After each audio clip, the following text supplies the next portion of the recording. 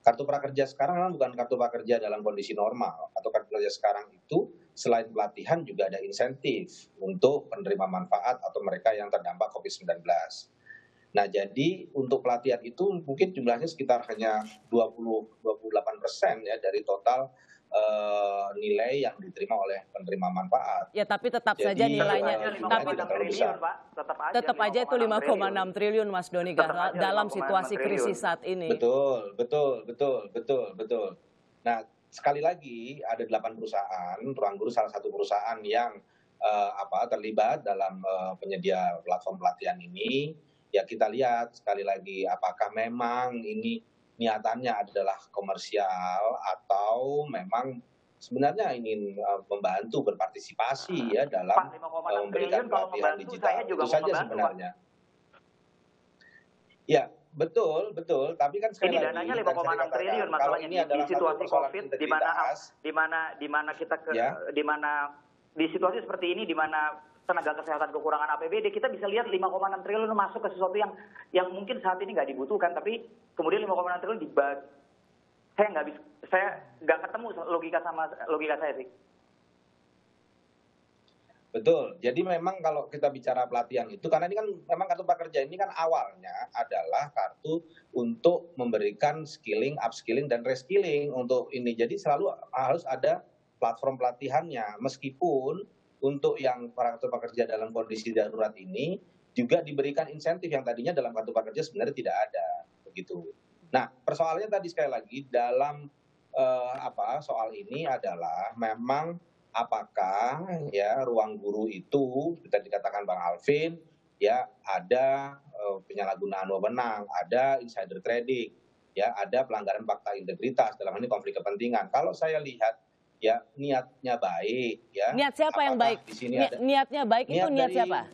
Niat untuk membantu karena mereka punya platform yang Kalau bagus. membantu nggak dapat uang, kita ada Pak. kondisi yang membutuhkan pelatihan. Nah ini saya kira kan ya tadi gitu caranya mungkin salah, metodenya mungkin salah, tapi harus diperiksa betul-betul begitu. Ini yang saya kira Bung Doni, saya rasa Anda agak bercampur antara apa yang dilakukan oleh Amartas dan Ruang Guru. Amartas itu caranya menulis surat. Oke, itu udah case close. Tapi Ruang Guru, dia dipilih oleh pemerintah. Ruang Guru dipilih oleh pemerintah. Itu yang dikatakan oleh Belva, loh saya nggak ikut-ikutan.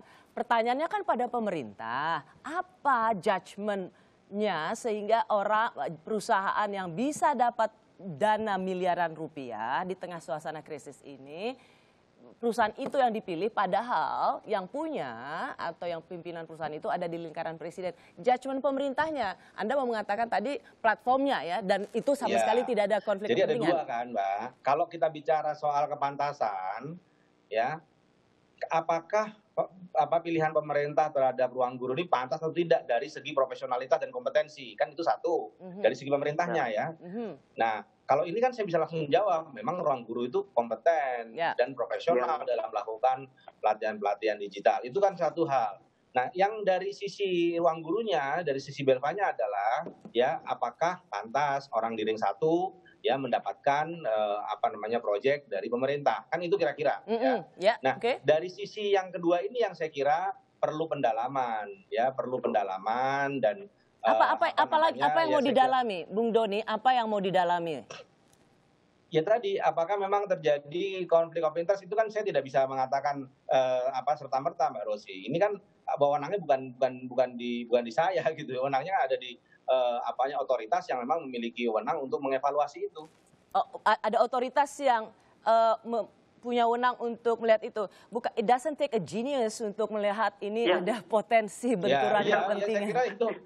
Ya, kalau saya ditanya saya nggak bisa bilang. Kalau saya mengatakan bahwa mereka konflik of interest kan berarti saya sudah punya saya mengevaluasi, kan saya tidak punya otoritas untuk mengevaluasi mereka. Saya yang bisa menjelaskan dari sisi itu tadi, kepantasan dari sisi pemerintah untuk profesionalitas kompetensinya, kepantasan dari sisi Ruang Gurunya gitu. Ya ini yang saya kira perlu evaluasi, dan evaluasi saya kira akan dilakukan, bukan tidak mungkin dilakukan begitu Pak. Oke. Silakan Angga. Saya boleh tanya Mas Doni, maksudnya begini loh. Yang paling buat saya yang paling besar adalah presiden apa sih yang mau kita yang mau kita sajikan ke publik di situasi, terutama di situasi seperti ini.